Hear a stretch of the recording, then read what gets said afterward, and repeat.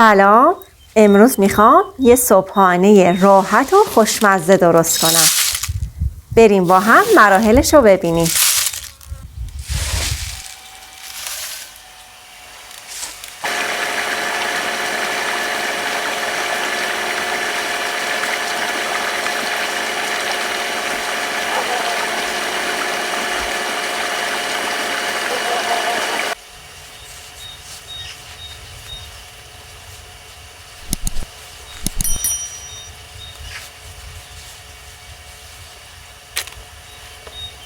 کره محلی آب شده،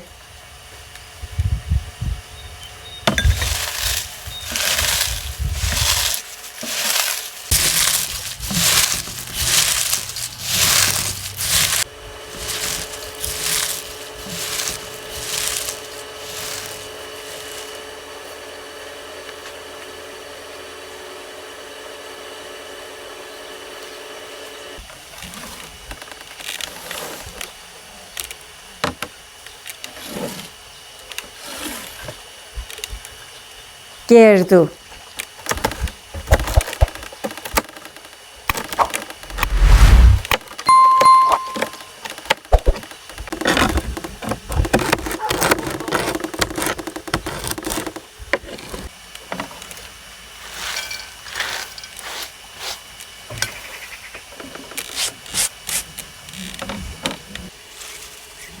جعفری،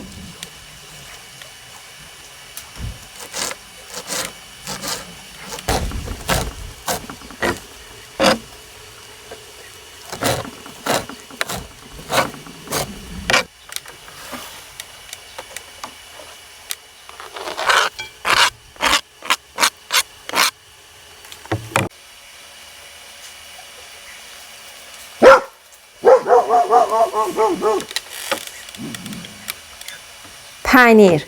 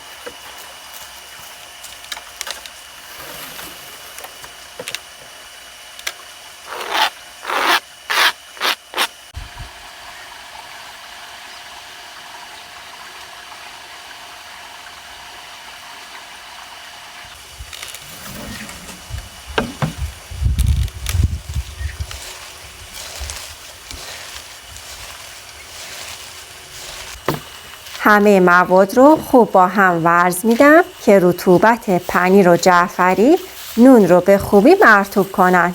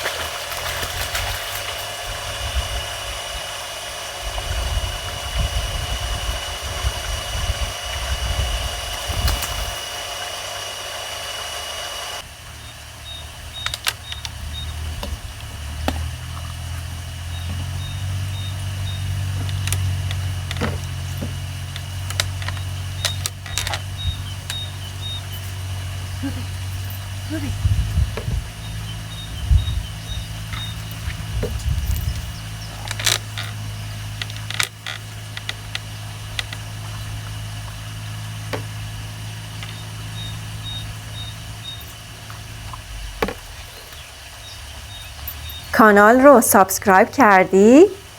سابسکرایب کنید که ویدیوهای بیشتری رو از این کانال ببینید. اگر از ویدیو خوشتون اومده ویدیو رو لایک کنید که لایک شما باعث دلگرمی منه.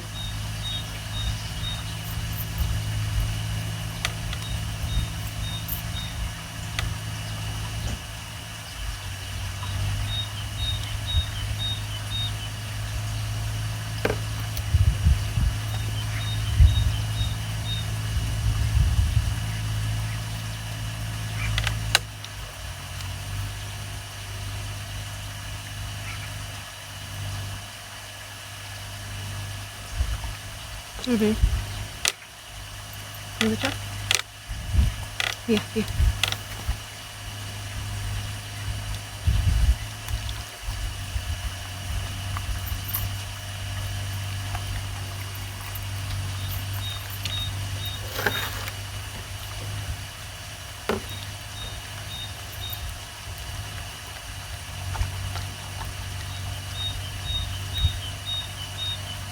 Proszę cię.